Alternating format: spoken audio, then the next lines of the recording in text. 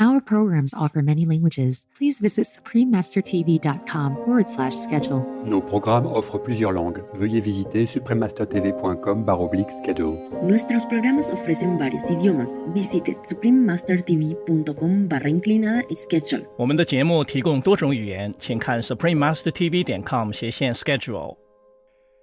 A true sacrifice is every work which is done that we may be united to God in holy fellowship, and which has a reference to that supreme good and end in which alone we can be truly blessed. Please continue watching for the insightful spiritual writings by Saint Augustine of Hippo.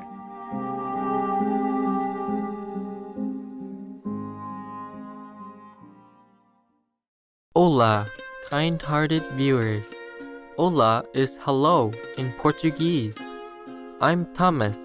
The lively Portuguese people wish you never-ending wonders for your nobly inspired spirit.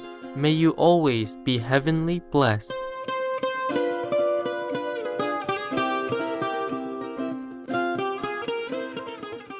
Saint Augustine of Hippo was an esteemed late 4th and early 5th century Christian bishop in present-day Algeria. He became Bishop of Hippo, an ancient seaport city, in his early 40s, and remained in the position for the rest of his life.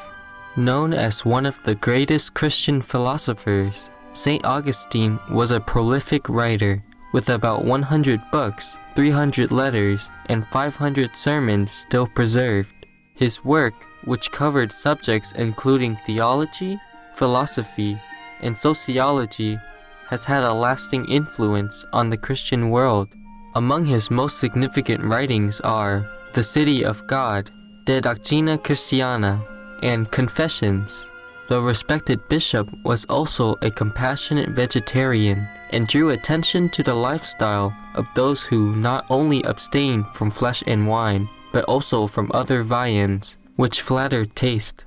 He also quoted St. Paul, "It is better not to eat meat or drink wine, or to do anything else that will cause your brother or sister to fall."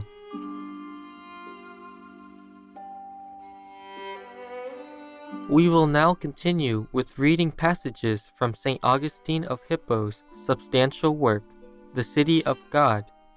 He explains about devoting oneself to God, and more about the significant role of the true mediator, who, through his sacrifices, purifies and renews human nature.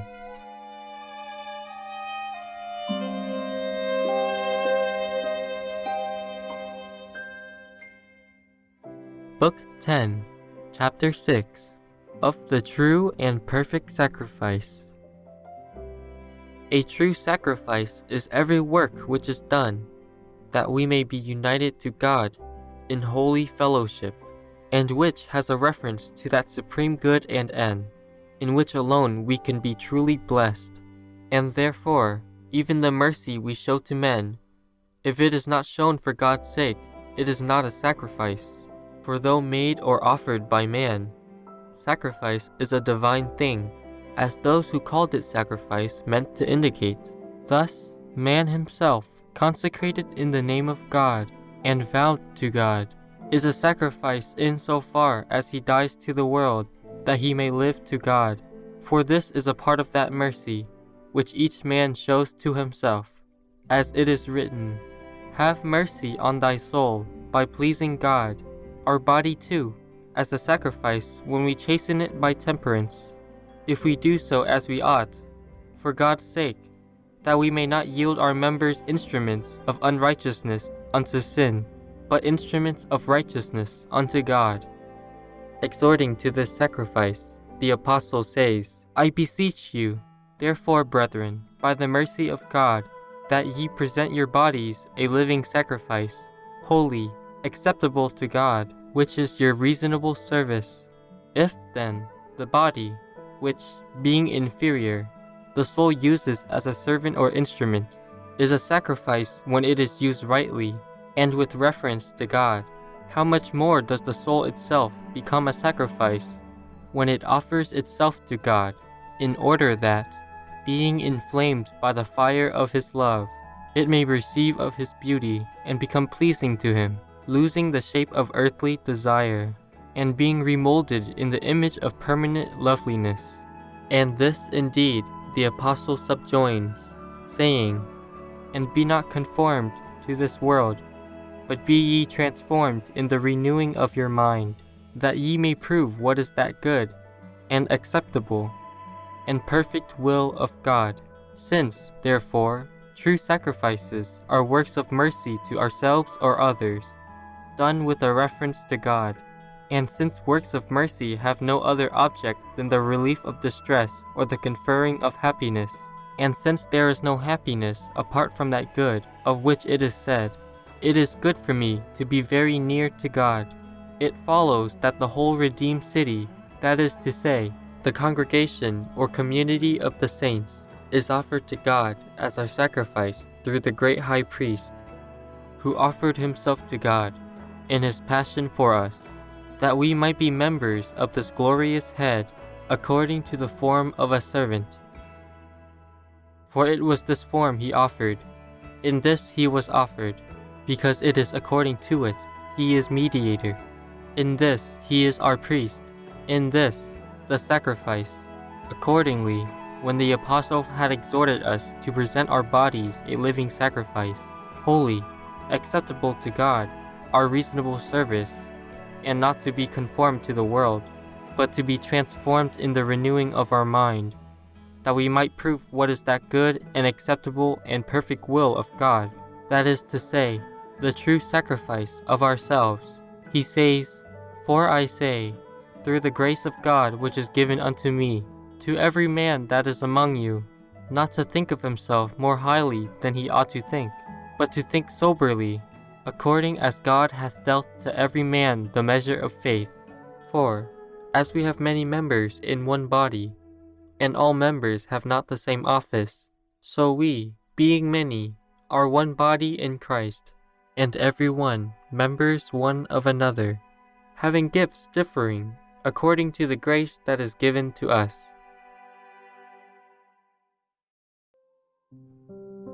Chapter 24.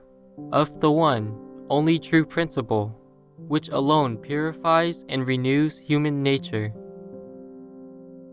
It was truly said that man is cleansed only by a principle, that true and benignant Redeemer, brought low by his humility, manifesting himself to mortals by the mortality which he assumed, and which the malignant and deceitful mediators are proud of wanting, promising, as the boon of immortals, a deceptive assistance to wretched men. Thus, the good and true mediator showed that it is sin which is evil, and not the substance or nature of flesh. For this, together with the human soul, could without sin be both assumed and retained, and laid down in death, and changed to something better by resurrection. He showed also that death itself, although the punishment of sin, was submitted to by him for our sakes without sin, and must not be evaded by sin on our part, but rather, if opportunity serves, be borne for righteousness' sake. For he was able to expiate sins by dying, because he both died, and not for the sin of his own. The principle is neither the flesh nor the human soul in Christ, but the word by which all things were made. The flesh, therefore, does not by its own virtue purify, but by the virtue of the word, by which it was assumed, when the word became flesh and dwelt among us. For speaking mystically of eating his flesh, in the book of John, chapter 6, verses 53 through 55, Holy Bible, when those who did not understand him were offended and went away, saying, "This is a hard saying, who can hear it?" He answered to the rest who remained, "It is the Spirit that quickeneth, the flesh profiteth nothing." The principle, therefore, having assumed a human soul and flesh, cleanses the soul and flesh of believers. Therefore, when the Jews asked him who he was, he answered that he was the principal, and this we carnal and feeble men, liable to sin, and involved in the darkness of ignorance, could not possibly understand unless we were cleansed and healed by him, both by the means of what we were and of what we were not. For we were men, but we were not righteous, whereas in his incarnation there was a human nature, but it was righteous, and not sinful. This is the mediation, whereby a hand is stretched to the lapsed and fallen. This is the seed ordained by angels, by whose ministry the law also was given enjoining the worship of one God, and promising that this mediator should come. Peaceful viewers, we appreciate your company for today's program entitled The City of God by St. Augustine of Hippo, Vegetarian, The True Mediator, selection from Book 9 and 10, Part 2 of 2, on Words of Wisdom.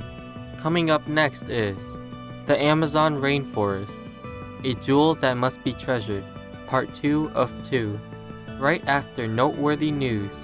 Please stay tuned to Supreme Master Television for more uplifting programming.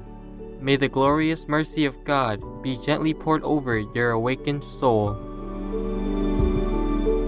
Our programs offer many languages. Please visit suprememastertv.com/schedule and suprememastertv.com/WOW.